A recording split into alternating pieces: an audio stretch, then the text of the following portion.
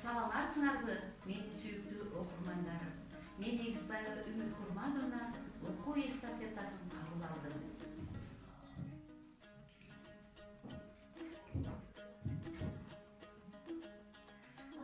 Мен силерге «Кызыктуу чомоктор» деген китебинен «Кызыл топчан кыз» деген жомокту окуп бермекчимин. Эмесе жомокко көңүл буралы. Илгери апасынын тилин алган элбек бир кыз жакшы кыз болупту. Ал кыз башында дайыма кызыл топусун чүлбө кийип жүрчү экен. Ошол себептен ал кызды айылдагылар кызыл топчан кыз деп атап коюшту. Бир күнү кыздын апасы май токош жасайт да, токойдун аркы башында жашаган тайнесине май токош жеткирип кел деп жумшайт. Кыз апасынын айтканына макул болуп, май токошту алып тайнесинин үйүнө жөнөйт. Кыз жолду кыскартып токойдун ичи менен бара жатса, алдынан ач карышкыр чыгат. Кыз карышкырды көргөндө коркуп кетет. Бирок качып кете албасын билип токтоп калат. Карышкыр кызды коркутуп албас үчүн жылмайып учурашат. «Кызыл топчан кыз, кандайсың?» дейт. Кыз башкырып «Жакшы» деп жооп берет. Карышкыр кызды дагы чочутуп албастан амалы кылып, «Кайда шашып баратасың?» Кыз эми коркпой жооп берет. «Токойдун нары жагында жашаган тайнемдин үйүнө май токоч алып баратам» деп жооп берет. Карышкыр кыздын сөзүн угуп, ойлонуп калат да дагы жай үн менен «Макул, анда жакшы бар» деп кызды узакка карап калат. Качан кыз узап кеткенде бактарды аралап чуркап, алдыга барып, кыздын тайнесинин үйүнө кыздан мурда жетип, үйгө кирет да кыздын тайнесин керебеттин алдына жашырып коюп, анын ордуна өзү жаткырат. Кыз келип эшикти ичерсе, карышкыр үнүн жай чыгарып «Кире бер, эшик ачык» дейт.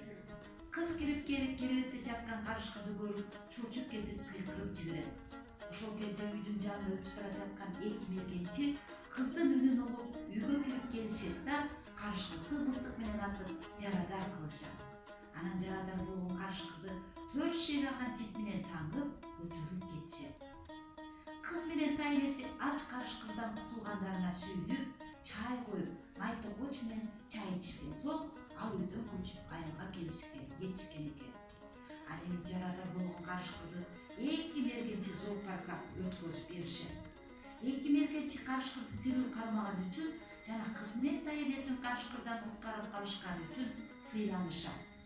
Колго түшкөн ошол карышкыр кызыл топчан кызга жана тайнесине бекер кол салганына өкүнүп, зоопаркта камалып, эч жака чыга албай көп жыл жашапты. Эмесе балдарым, ушул окулган чыгарма боюнча мен силерге 3 суроо берейин. Силер ошол суроолорго жооп берип, мага кайтарым байлашып жөнөткүлөр. Биринчи суроом: эмне үчүн кызды кызыл топчан кыз деп атап калышкан?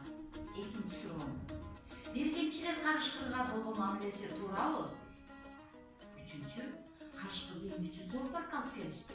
Аны ошол жерге таштап койсо болбойт беле? Мына ушул суроолорго жооп берип, мага жөнөткүлөр.